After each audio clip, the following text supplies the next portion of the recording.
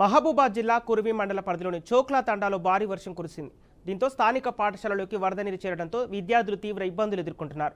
అంతేకాకుండా పాఠశాలకు వెళ్లే రోడ్డు సైతం బురదమయంగా మారడంతో విద్యార్థులు స్కూలు వెళ్లేందుకు ఇబ్బంది పడుతున్నారు. ఎన్నికల సమయంలో గ్రామానికి వచ్చిన రాజకీయ నాయకులు అది చేస్తాం ఇది చేస్తామని చెప్పారే తప్ప తమకు ఇంతవరకు రోడ్డు మార్గాన్ని కల్పించలేదని గ్రామస్తులు ఆవేదన వ్యక్తం చేశారు.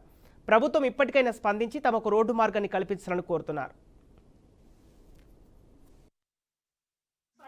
పరిధిలో ఉన్న స్కూల్స్ మరిపడ మున్సిపాలిటీ పరిధిలోని స్కూలు మాకు రావడానికి దారి లేదు సార్. పిల్లలు మేము చాలా ఇబ్బంది పడుతున్నాం.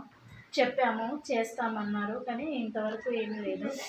దయచేసి కొంచెం ఆ దారి రోడ్డు పోపిస్తే పిల్లలకి ఇబ్బంది లేకుండా ఉంటుంది.